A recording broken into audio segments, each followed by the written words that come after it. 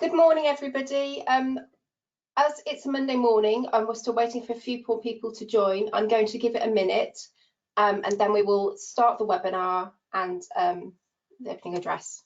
Thank you very much.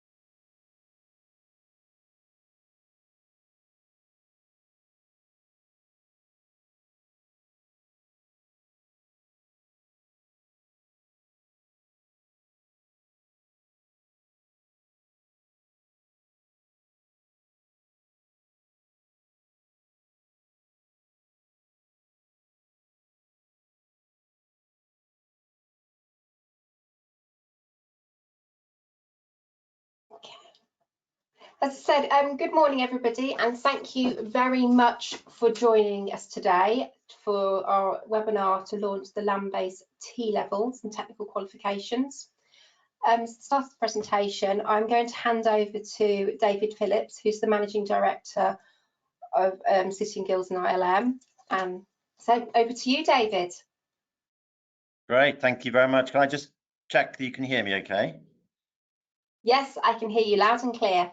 Lovely, thank you very much. Great. Good morning, everybody. So, well, welcome, first of all, to our first meeting to discuss land-based T-levels. Yeah, as Sally said, my name is David Phillips, Managing Director at City and Guilds and ILM, and I'm of course delighted to be here with you this morning. And my very first job is actually to thank you all for taking the time out for what I know are very busy schedules to attend. I mean, hopefully it'll become clear over the next sort of 45 minutes or so why your input is so important to us and how it will help all of us make a difference for learners, businesses, and of course, the land-based economy. So, as you know, the world of education and skills development is changing, and you, as employers, are being asked by government to take on more and more responsibility and a much more active leadership role in setting its direction.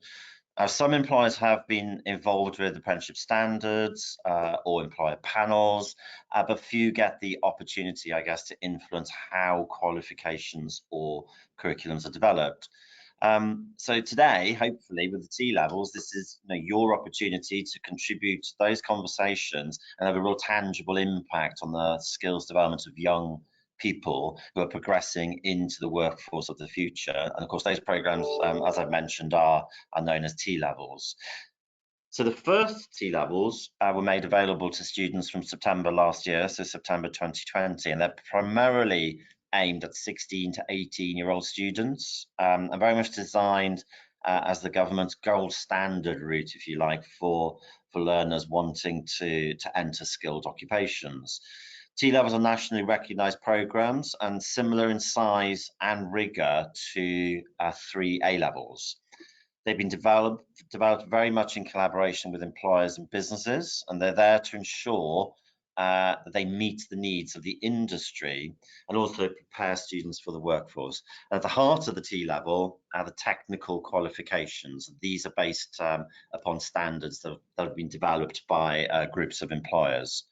So already to date, City and Guilds has been awarded a number of T-level contracts in on-site construction, building services, engineering. We've also been awarded 3 T-levels in engineering and manufacturing, and then another in management and administration. And of course, this year, in the last few months, we were also recently awarded the land-based T-levels. I think, our position on land-based, and in fact, our position on land-based T-levels has been very clear from the beginning, and that's because of the importance of the sector to City and Guilds, particularly given our long-standing history and legacy through things like MPTC. So this was very much the sort of thing that we wanted to be part of, for future learners. So your involvement in the development and validation of those technical qualifications that sit within the T-levels is going to be vital as these get delivered or developed rather for first delivery from September 2023. So as I mentioned, the technical qualifications are based upon employer-led standards and very much the blueprint for the skills development for the sector, and they've been steered by an employer-led route panel. The outline content, so therefore, has been determined by employers, and they were formed as a T-level panel. So we were delighted to have been awarded the 2 contracts to deliver the agriculture, environmental and animal care T-levels. And the 2 technical qualifications in the land-based represent a great opportunity for young people who are looking to start their working life in a sector which can absolutely offer sustainable, rewarding careers. And as that next generation enters the workforce, they'll be facing new opportunities. So we're really pleased, we're delighted to play a very important role in helping to equip those students with the skills they will need to flourish in their future careers.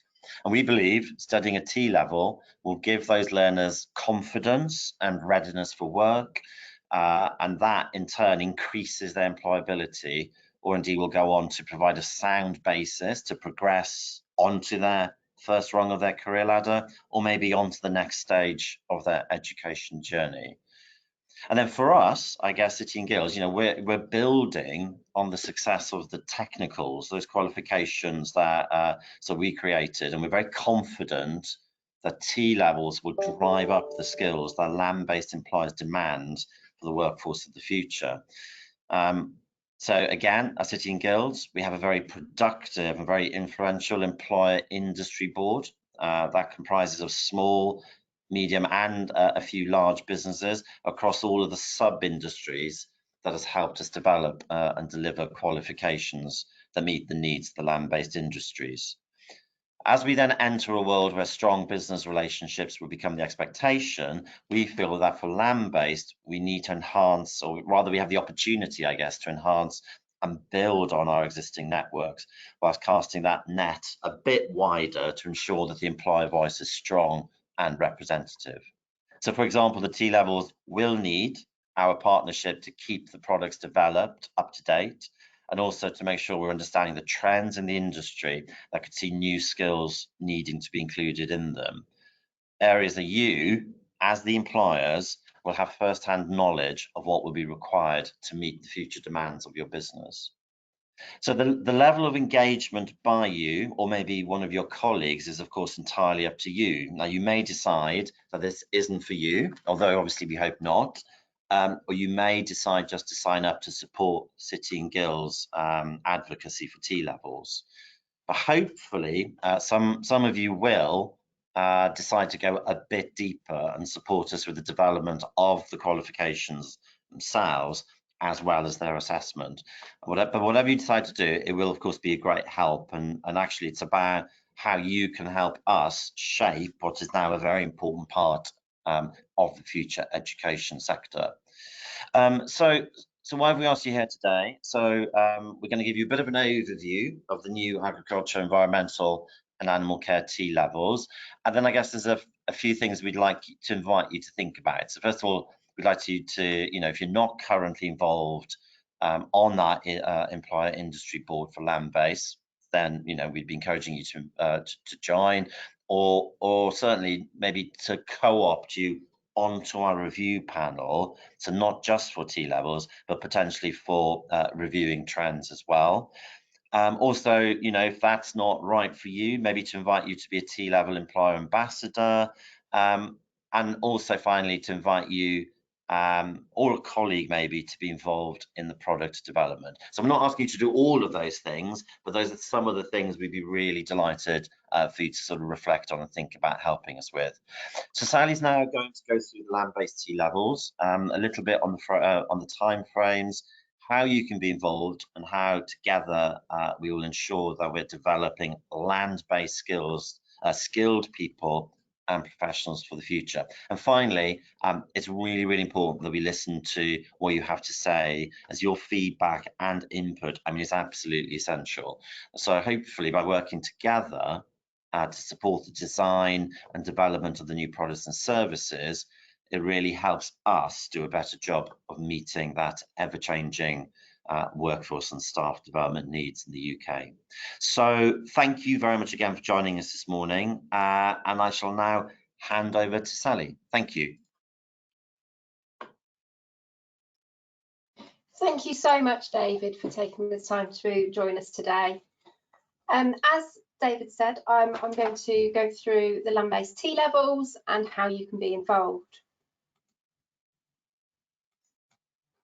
Okay, here's just an overview of what today's webinar will cover. So say the purpose and the visions of T-levels, the high-level structure of the land-based T-levels, and the technical qualifications, the project milestones, how you as employers can be involved. Then I'll introduce the land-based T-level project team, and then we're also going to have an overview of the development process for technical qualifications. Just to note that this webinar is being recorded, and then if you do have any questions, please put them in the chat function, and then we will answer these offline, and they will be used to create an FAQ document that will be published on the land-based T-levels webpage, and the link is just there below. So just to introduce you to T-levels, I'll just go through how T-levels actually differ from the apprenticeships that we have in land-based. As David said, both T-levels and apprenticeships are based on the same employer-led design standards. However, they do have different learning styles.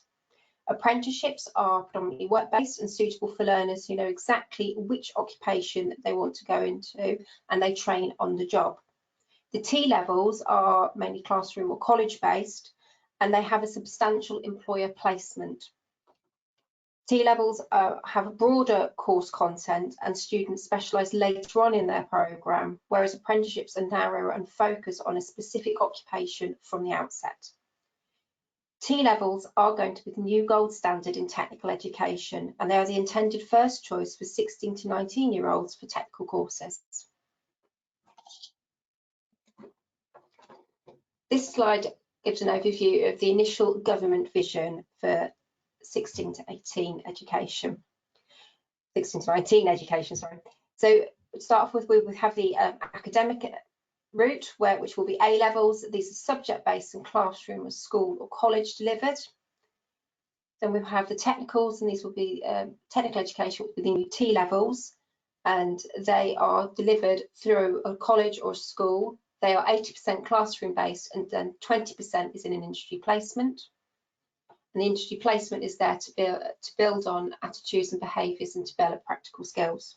Then we also have the apprenticeship route, which is, say, it's work based 80% of the time, with 20% off the job training.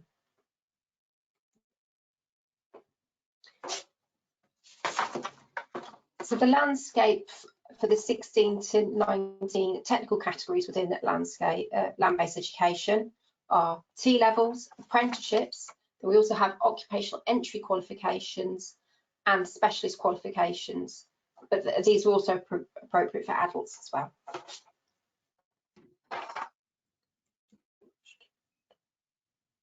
So then leading on to the technical qualifications and employers, and to say, David said, it's really important that you are involved with these. The content and the assessment development of these qualifications are employer-led. So, and with IFA, we actually have to evidence how employers are involved. This means that as employers, you can be involved throughout the development process, which includes amplifying content, and writing assessments. There are many roles as an employer that you can be involved with, which includes the technical side of amplifying content and knowledge and skills, validation of content, supporting, providing evidence and validating any changes that are required, developing assessment content, and validation of assessments. There are also other roles such as being an ambassador for T-levels, but then there's also other areas where you can be involved with our employer industry board and getting involved with a wider vocational education landscape as well. All of these activities are completed to set timeframes and a project plan that is given to us from IFATE. This means that there can be some timescales and turnarounds for any work that needs to be done. However, we appreciate that as employers, you have your own commitments, as well as we have to make considerations for seasonality, key calendar dates and events. This means we are trying to give as much notice as possible for any activity that needs to be completed, as well as we're trying to be as flexible as possible within the method that we do this work. This can include online meetings, making that the meetings are short and also throughout different times in the day, having one-to-ones with employers to get feedback, but also remote working. If you would like to be involved, on this slide there is a link that you can click onto and get the webinar to send in your details, or alternatively, again, you can go to the land-based T-level page where you'll be able to fill out your details there and send them in. Now I'm going to go through an overview of the specifics within the agriculture, environmental and animal care T-levels. This slide gives an overview of the T-level programme. T-levels are full-time over 2 years. They will have UCAS points allocated to them, which will be the equivalent value to 3 A-levels. T-levels are made up of the TQ, which is then split into core content. The core content is graded A star to E and is assessed by an external exam and an employer set project. Then is an occupational specialism. This is graded past merit distinction and is assessed by a synoptic assignment. T-level also has within it an industry placement, maths and English, and then tutorial, employability enrichment and pastoral hours. For the land T-levels, they can either go down the options of doing the animal care and management or the agriculture and land and production. Both of these share a common core content and assessment.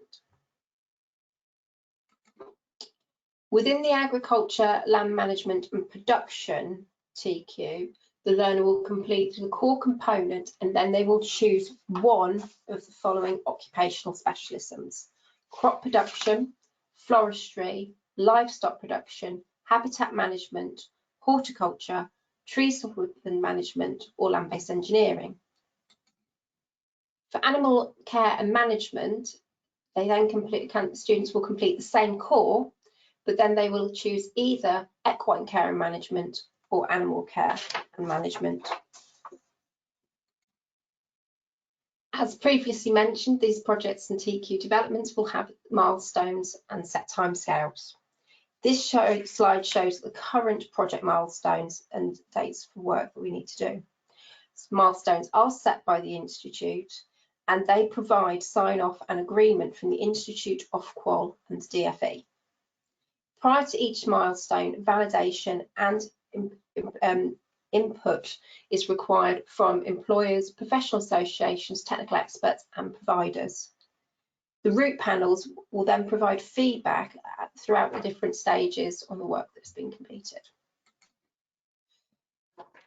And again, it's just to really emphasise that for the criticals to the success of T-levels, we need to ensure that the technical qualifications, TQs, are fit for purpose and aligned to employer needs.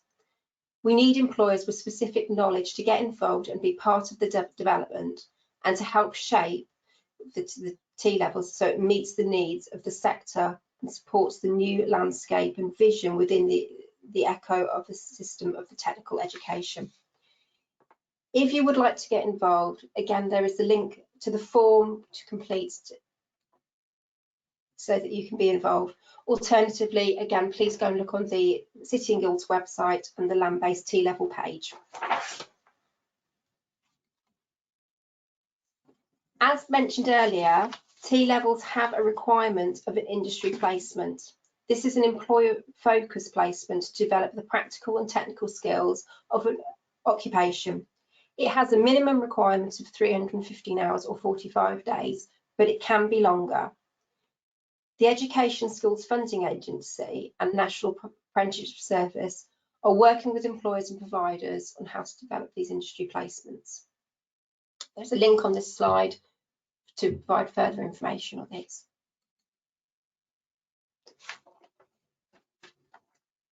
For support and guidance on the new T-levels, we do have a web page up, so the link is here, and this web page will have details for providers, employer events, resources, and then also information on higher education and progression routes.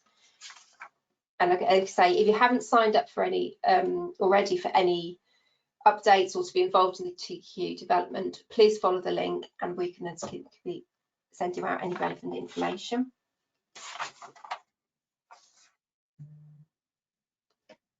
And then say for the T-levels, we have a land-based T-level team. So I'm Sally Green and I am the T-level industry manager. My main focus and responsibility is for employer and industry engagement. We then have Susie Brennan, who's the post-16 manager, involved with the project management side. We have a new technical advisor, Anne Rogers, who will be starting in December, and her main focus is going to be provider engagement and support. And then for the project, we have 2 lead development managers, and they're taking forward the TQ development. First one is Richard Burns, and then we also have Neil Mills. I'm now hopefully going to be able to hand over to Richard Burns, who's one of the lead development managers, and he is going to give an overview on the TQ development activity. Rich, are you there?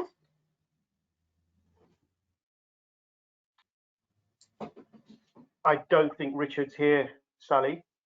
Oh, okay. I will, in Rich's absence, unfortunately, Rich's not been able to join us. I will go through a kind of a technical qualification over development, and then if there's anybody is interested or has further questions about the development of the TQs, please put a question in the chat or contact us and we will be able to answer this. At the moment, we are currently working towards our first official milestone submission, which is going to be at the end of January. We are working with IFA on proposed content changes to some of the outline content, and we are amplifying the core content, and we have got validation which is taking place in early December. The amplification of this occupational specialist continues with key validation requirements from employers over the next coming weeks, but also months as well. We're just currently going through the process of assessment design, and employer feedback on sample assessments will be required in the new year. For the occupational specialist, feedback will be needed on the assessments, the occupational relevance at the minimum that the assessments meet the threshold competence requirements. I hope that was enough information for you, but as I say, if you have any questions, please drop them in the chat or contact us and we will then be able to answer them. So say thank you very much for taking the time to join us today for the overview of the T-level in land. Throughout the next 12 months, there are going to be more employee engagement activities. So please look out for those either on LinkedIn or through social media, but also on our website. And then also, if you are interested in joining anything further, please contact myself or the Land T-level team, and we will be able to send out invites. So again, thank you very, very much for joining us. I will leave it open for a few more minutes so people can put any questions in that they have, and I look forward to working with you all on this project over and in the future. Sally, Richard is actually online, but he's down as an attendee. So I'm going to try and unmute Rich just now, just to see if he wanted to add anything on that last slide. So just bear with me 1 second. Hello, Richard, are you there? Hi, Salim, can you hear me? I can hear you loud and clear, Rich. Over to you. Sally, do you want to just pull up that previous slide, if you don't mind?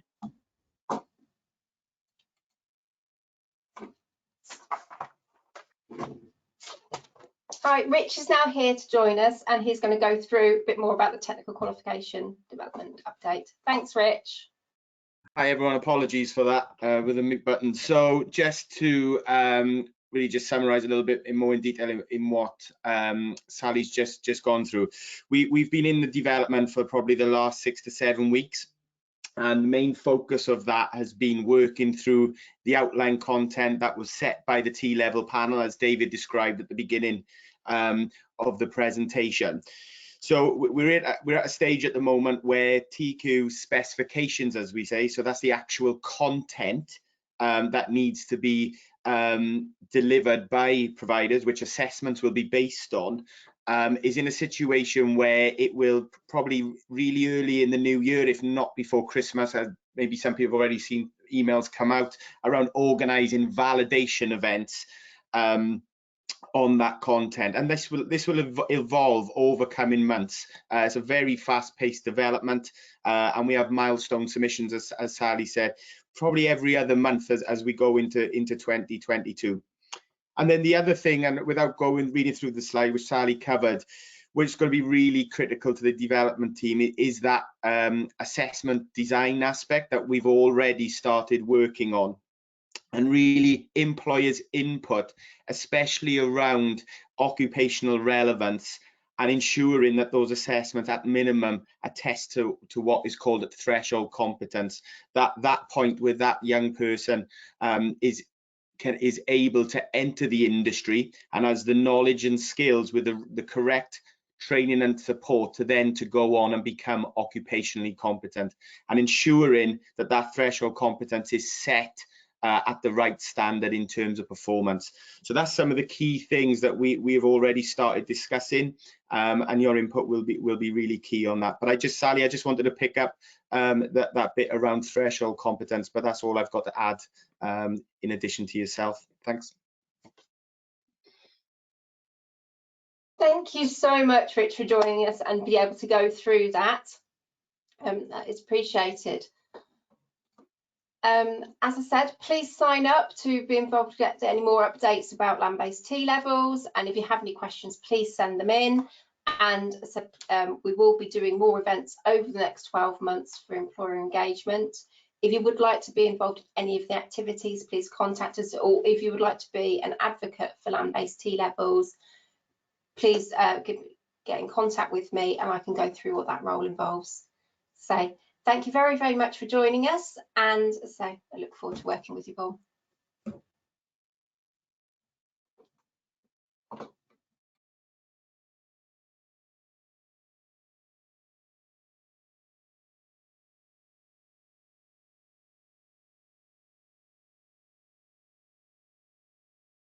Oh, Sally, hi, it's David. Do you want to end the recording?